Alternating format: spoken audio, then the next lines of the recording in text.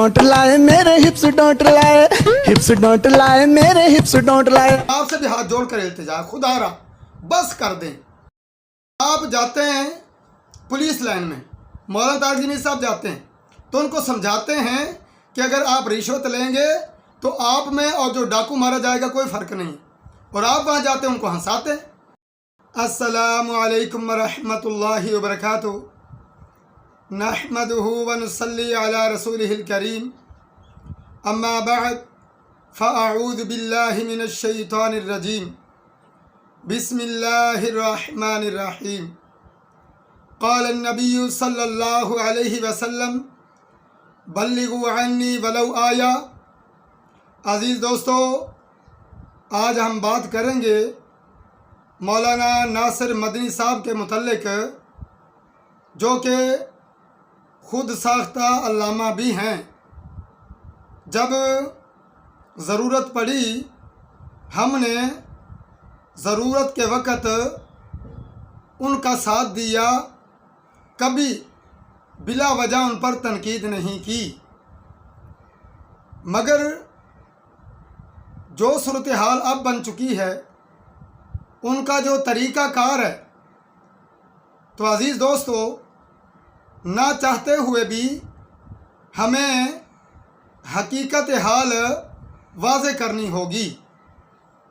پہلی بات وہ یہ کہہ رہے تھے کہ میں ٹک ٹاک پر واحد عالم ہوں جو کہ تبلیغ کرتا ہوں. عزیز دوستو، اگر آپ کے پاس ایک آیات کا صحیح علم ہے، ایک حدیث کا صحیح علم ہے، وہ ٹک ٹاک پر، یوٹیوب پر، فیس بک پر، سنیک پر، جہاں بھی آپ بیان کرتے ہیں تو یہ دین کی تبلیغ ہے، کوئی اعتراض نہیں ہے. اعتراض کس بات پہ؟ تبلیغ وہ کیا کرتے ہیں؟ ٹک ٹاک پر ہم بھی تبلیغ کرتے ہیں. آپ کہیں گے کہ آپ ان پر بات کر رہے ہیں، اس کو لاکھوں لوگ سنتے ہیں، اور آپ کی بات ان تک کیسے پہنچے گی، یا پھر آپ ان پر تنقید کیسے کر سکتے ہیں؟ تو عزیز دوستو، اسلامک مسائل، فقہی مسائل، روزمرہ کے مسائل اور اختلافی مسائل ٹک ٹاک پر بھی بیان کرتا ہوں، اور الحمدللہ 2 ملینز لوگوں نے میرے بیانات کو سنا. 20 22 لاکھ، 15 لاکھ، 10 لاکھ لوگوں نے سنا. تو اب فرق دیکھیں. ہمیں اعتراض یہ نہیں ہے کہ آپ ٹک ٹاک ایپ پر تبلیغ کیوں کرتے ہیں. جو تبلیغ آپ کرتے ہیں، جس کو تبلیغ کا نام دیتے ہیں نا، اعتراض اس بات پر ہے. دیکھیں، یہ ہے آپ کی تبلیغ. ڈونٹ لائے میرے ہپس ڈونٹ لائے ہپس ڈونٹ لائے میرے ہپس ڈونٹ لائے. اور یہ ہماری تبلیغ ہے. اگر خاوند لڑکی کو شادی کے بعد ہم بستری سے قبل طلاق دے دے تو اس کی کوئی عدت نہیں. وہ اب موازنہ کریں کہ آپ کی تبلیغ کیا یہ تبلیغ کر رہے ہیں آپ. پھر بلیٹاں تے نام مار کے انج اگے تے ہوندا سی نا، خون نہ خط لکھ کے کل دے، ہن بلیٹ نہ نام لکھ کے تے پھر لائیو آوندے نے فیس بک تے کہ میری کرتوت ویکھ لو، میں وی ایٹم زندہ ہے. اگر خاوند بیوی کو حالت حمل میں طلاق دے تو وہ طلاق ہو جاتی ہے، مگر اس کی عدت وضع حمل ہے. او بھائی، یہ تو سستا سٹیج ڈرامہ ہے، فنی کلپ ہیں جو آپ ٹک ٹاک پر وہ کرتے ہیں. اس کے بعد اب بات تو یہاں تک پہنچ گئی کہ آپ نے جمعے کے تقدس کو پامال کیا، منبر رسول صلی اللہ علیہ وسلم کی دھجیاں اڑائیں. بڑیاں بندے مروا دیندیاں. اے شروع تو کام تریا ہوندا ہے. بندے چنگے پلے گھر آن کے انج بہندے نے تے کان چ ایسی دھونی توڑدیاں، اودا بی پی 200 تو بھی اتے ہو تے کان. اللہ اکبر. پہلے چلو جلسوں میں آپ مزاح کرتے، پھر سکولوں کالجوں میں، ہمیں سکولوں کالجوں میں اعتراض نہیں، لیکن جمعے میں جو آپ نے دھما چوکڑی مچائی اور یہ جو جلسے میں تاڑیاں بجائی گئیں، جس طرح کہہ کے بلند کیے گئے، اس بےہودہ حرکت پر شرم سے ڈوب مرنا چاہیے کہ دینی جلسے میں جلسہ ہو سیرت النبی، جلسہ ہو دفاع صحابہ، جلسہ ہو ختم نبوت کا اور وہاں تالیاں بجائی جائیں، کہہ کے بلند کیے جائیں۔